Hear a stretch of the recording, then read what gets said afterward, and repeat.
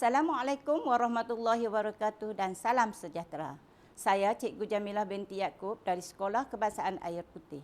Hari ini saya akan membentangkan kajian tindakan yang bertajuk Kaedah Bermain Sambil Belajar, iaitu singkatannya bersama. Perkataan KV Bahasa Melayu. Syukur Alhamdulillah. Tahun ini merupakan 23 tahun saya menjalankan amanah sebagai guru pemulihan khas. Pelbagai cabaran, dugaan, suka dan duka telah saya lalui. Namun Alhamdulillah akhirnya membuahkan hasil yang terindah.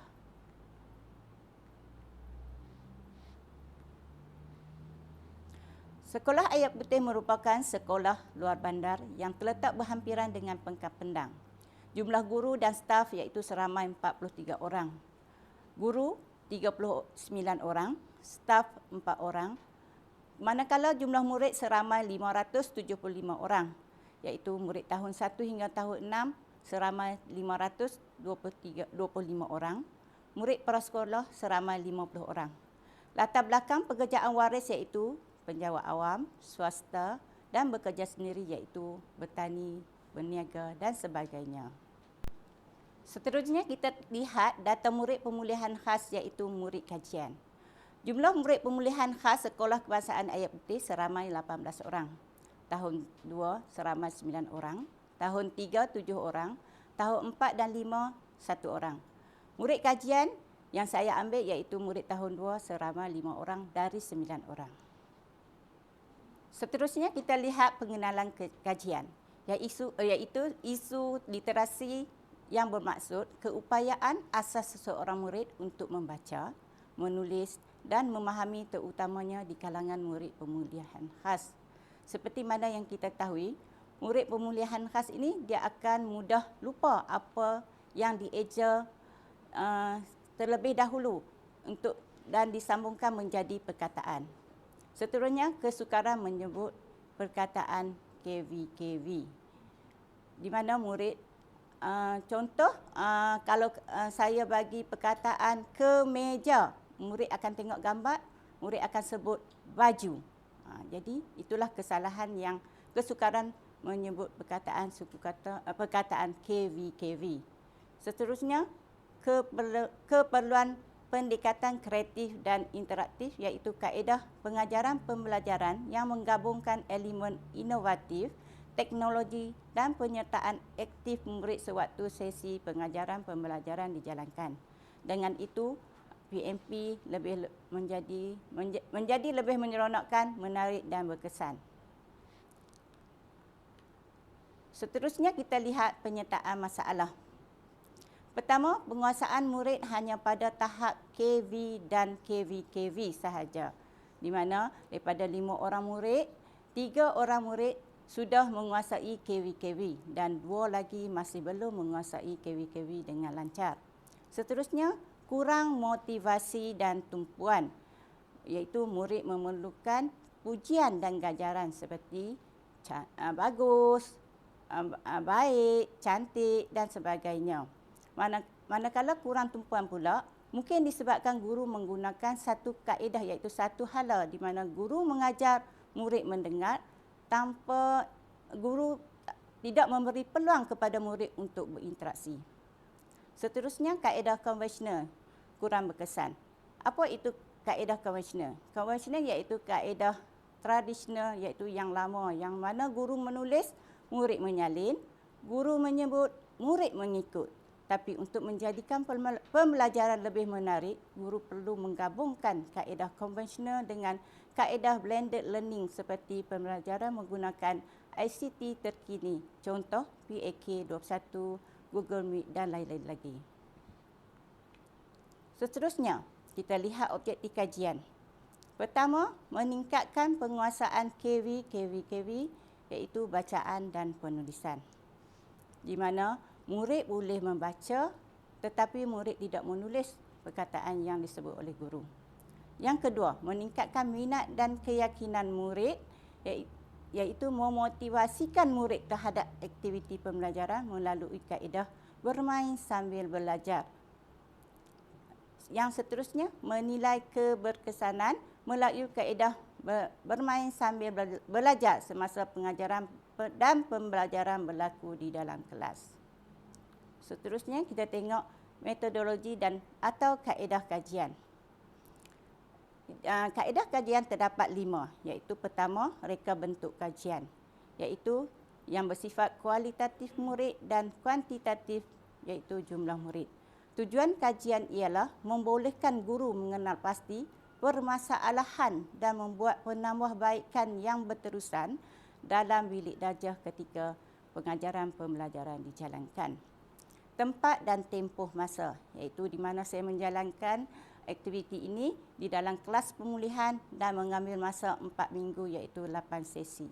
Seterusnya, yang ketiga, sasaran kajian, di mana saya memilih murid tahun 2 seramai 5 orang dari 9 orang murid, di mana 5 orang murid itu 2 perempuan dan 3 lelaki. Seterusnya, pelaksanaan kajian, di mana pelaksanaan kajian ini dia terbahagi kepada 4 pula, iaitu guru perlu mengadakan perancangan. Apa itu yang dikatakan perancangan? Guru menyediakan plan pengajaran, iaitu menggabungkan aktiviti mainan seperti padanan suku kata menjadi perkataan dan juga kad bergambar. Saya menggunakan kad tertingkat di mana saya membahagikan murid dalam kumpulan. Okey, seterusnya tindakan. Apa tindakan guru untuk melaksanakan pengajaran dengan kaedah bermain ini? Iaitu guru akan mengadakan aktiviti yang bersesuaian dengan tahap kebolehan murid. Seterusnya yang ketiga, pemerhatian guru. Iaitu guru akan menjadi pemerhati dan membimbing murid ketika aktiviti itu sedang dijalankan. Yang seterusnya, refleksi, iaitu menganalisiskan keberkesanan berdasarkan data yang dikumpul. Seterusnya, analisis data. Guru membuat perbandingan berdasarkan ujian pra dan ujian pos. Penerangan guru berdasarkan jadual analisis adalah melalui graf dan jadual. Iaitu kita lihat di sini jadual analisis data, di mana jadual dan graf ni ujian pra-pos saya akan terangkan di dalam analisis dapatan. Okey, seterusnya kita lihat daripada hasil ujian pra dan pos tersebut, purata peningkatan sebanyak 60%. Dengan peningkatan ini, kaedah bermain sambil belajar amat sesuai untuk murid-murid pemulihan. Dalam analisis ini juga menunjukkan 4 daripada 5 orang murid mencapai markah 90%.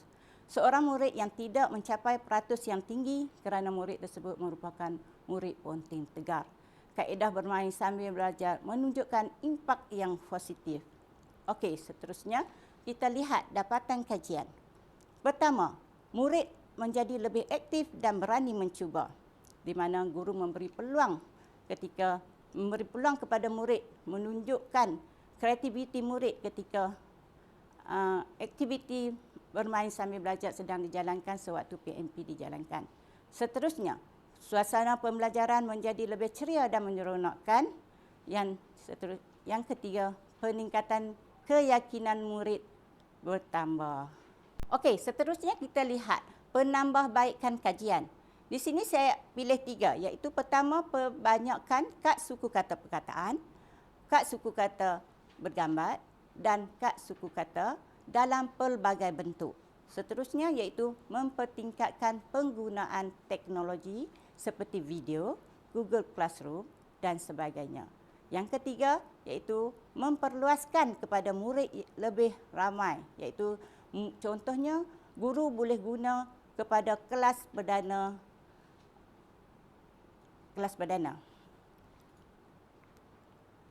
Okey, seterusnya kita lihat pelaksanaan aktiviti yang saya jalankan ketika aktiviti bermain sambil belajar sedang dijalankan di dalam kelas, iaitu saya menggunakan kad suku kata, saya menggunakan kad perkataan,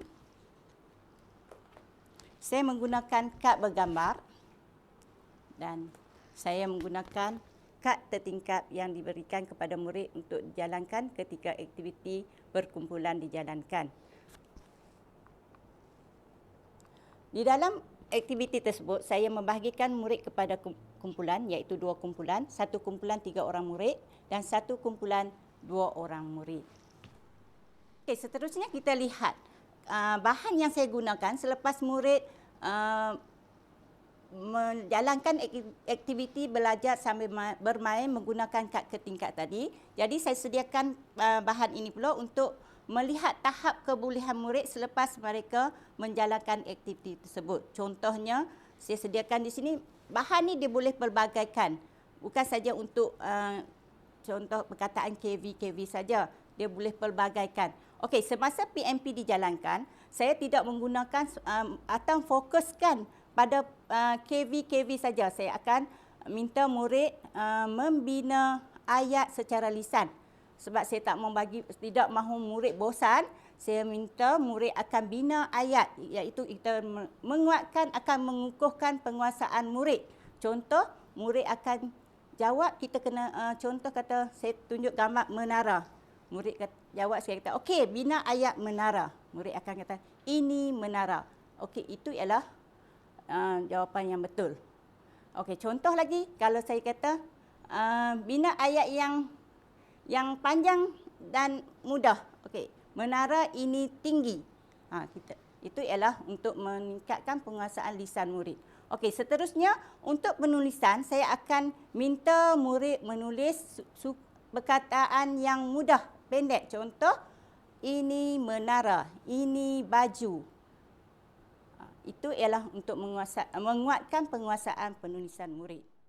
Okey, seterusnya kita lihat kesimpulan daripada kaedah bermain sambil belajar. Di sini saya ada 3 kesimpulan. Pertama, kaedah bermain sambil belajar adalah satu kaedah yang sangat berkesan, terutama untuk murid pemulihan khas. Kedua, ia dapat meningkatkan penguasaan bacaan, penulisan dan motivasi murid. Yang seterusnya, yang ketiga, iaitu dia sesuai digunakan untuk dalam pengajaran dan pembelajaran pemulihan khas dan juga kelas perdana. Dan akhir sekali, sebelum saya menutup pembentangan saya pada hari ini, saya ada satu moto, iaitu yang saya pegang selama 23 tahun saya diamanahkan menjadi guru pemulihan, iaitu moto yang berbunyi, 1 hari 1 huruf, lama-lama boleh baca. InsyaAllah. Sekian. Assalamualaikum warahmatullahi wabarakatuh dan terima kasih.